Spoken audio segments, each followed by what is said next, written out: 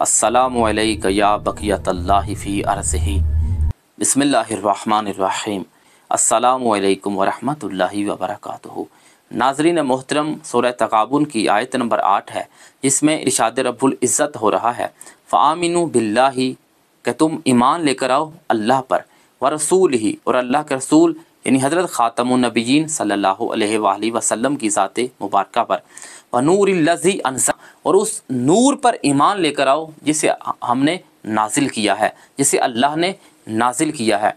नाज़रीन मोहतरम, हम कुरान की इस आयत में लफ्ज़ नूर के बारे में बहस करेंगे कि आइमा मासूमीन अलैहिस्सलाम ने अपने कलाम नूरानिया में इस नूर के मुतल्लिक क्या बयान फरमाया है कि जिस पर मुसलमान ईमान लेकर आएँ तो वो मोमिन बनते हैं। इमाम मोहम्मद बाक़िर अलैहिस्सलाम से रिवायत है, और इस रिवायत के रावी हैं जनाब अबू खालिद काबुली। जनाब अबू खालिद काबुली वो बाअज़मत इंसान हैं जिनके बारे में सादिक़ आले मोहम्मद हज़रत इमाम जाफ़र सादिक़ अलैहिस्सलाम बयान फरमाते हैं, इर्तद्दन्नासु बादा क़त्लिल हुसैन इल्ला सलासतन, कि मौला इमाम हुसैन अलैहिस्सलाम की शहादत के बाद तमाम लोग मुर्तद हो चुके थे, मगर 3 ऐसे लोग थे जो अपने ईमान पर बाकी थे, और इन 3 में से एक हैं जनाब अबू खालिद काबुली के जो अपने ईमान पर बाकी रहे। और जनाब अबू खालिद काबुली कहते हैं, सअलतु अबा जाफ़रिन अलैहिस्सलाम अन कौलिल्लाहि अज़्ज़ा वजल फ़आमिनु बिल्लाहि व रसूलिही व नूरिल्लज़ी अल्ला, कि मैंने 5वें मौला हज़रत इमाम मोहम्मद बाक़िर अलैहिस्सलाम से सवाल किया कुरान की इसी आयत के बारे में, मौला कुरान में जो आया है लफ्ज़ नूर, इस नूर का क्या मतलब है कि जिसे अल्लाह ने नाजिल किया है। तो मौला बाक़िर अलैहिस्सलाम इरशाद फरमाते हैं, या अबा खालिद, ए अबा खालिद, अन्नूर वल्लाहि अल-आइम्मतु मिन आले मोहम्मद इला यौमिल क़यामा, कि इस नूर से मुराद हम आले मोहम्मद हैं, और ये नूर बरोज़ महशर तक ता क़यामत जारी व सारी रहेगा, यानी ये तसलसल के साथ नूर जारी व सारी रहेगा। मौला क्या मतलब है? देखें, हर इमाम अपनी रैयत के लिए नूर खुदा है, वो नूर इलाही है।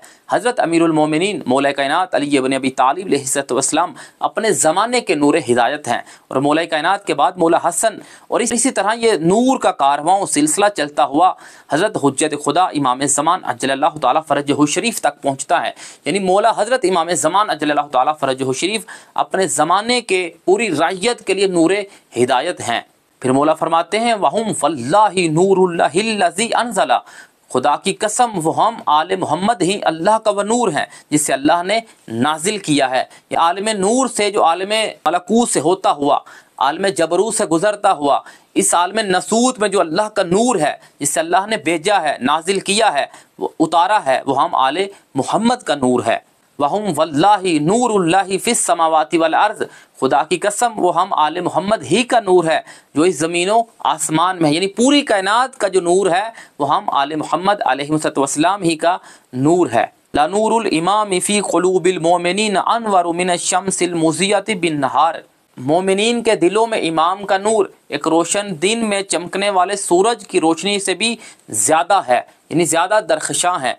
वल्लाहि युनव्विरूना क़ुलूबल मोमिनीन, खुदा की कसम हम आले मोहम्मद अलैहिस्सलाम ही अल्लाह का वो नूर हैं जो मोमिनीन के दिलों को नूरानियत अता करता है। तो अब देखें, अजीब बात यह है, मौला ने इस हदीस मुबारका में मोमिनीन की कैद लगाई है, व यहजुबुल्लाहु नूरहुम अम्मन यशाउ फतुज़लिमु क़ुलूबुहुम।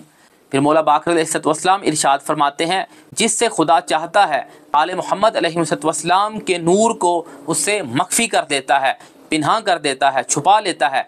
जब छुपाता है फिर होता क्या है? जिनसे छुपाया जाता है अहले बैत अलैहिस्सलाम का नूर, तो उनके क़ुलूब स्याह हो जाते हैं, तारीक हो जाते हैं, वो घटाटोप अंधेरों में गिर पड़ते हैं। मौला फरमाते हैं, वल्लाहि या अबा खालिद, मैं अल्लाह की कसम उठा के कहता हूँ, ए अबा खालिद, ला युहिब्बुन अब्दुन हत्ता युतहिरल्लाहु क़ल्बहु, कोई भी अब्द, कोई भी शख्स हम आले मोहम्मद अलैहिस्सलाम से मोहब्बत नहीं करता, मगर जब करता है तो अल्लाह उसके दिल को पाको पकीज़ा कर देता है, उसे ताहिर मुतहर कर देता है। यानी इसका मतलब यह है, तहारत किससे मिल रही है? उनकी मोहब्बत की बदौलत है तहारत।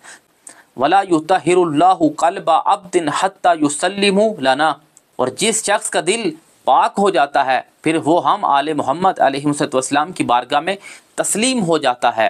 और यही वो मकाम है, मकाम तस्लीम, کہ جس پر ہر مومن کو معرفت امام کے بعد ان کی بارگاہ میں تسلیم ہونا ہے، اور جو ائمہ معصومین علیہ السلام کی بارگاہ میں تسلیم ہو جاتا ہے پھر اللہ کے نزدیک اسی کا مقام ہے، اور ہر انسان کو مولا اس مقام تسلیم تک پہنچنا ہے کہ بھئی جو بھی اللہ کی حجت بیان کرے اسے ہم نے دل و جان سے قبول کرنا ہے۔ وہ شخص اہل بیت علیہ السلام کی راہ میں تسلیم ہو جاتا ہے پھر اس دنیا میں بھی اس کا مقام ہے اور آخرت میں بھی اس کا مقام ہے، اور آخرت میں کیا مقام ہے اس کے لیے مولا نے بیان فرمایا علم اللہ من شدید الحساب، تو خدا اسے سخت ترین حساب سے محفوظ رکھے گا، امان عطا کرے گا۔ یا صاحب الزمان ادرکنی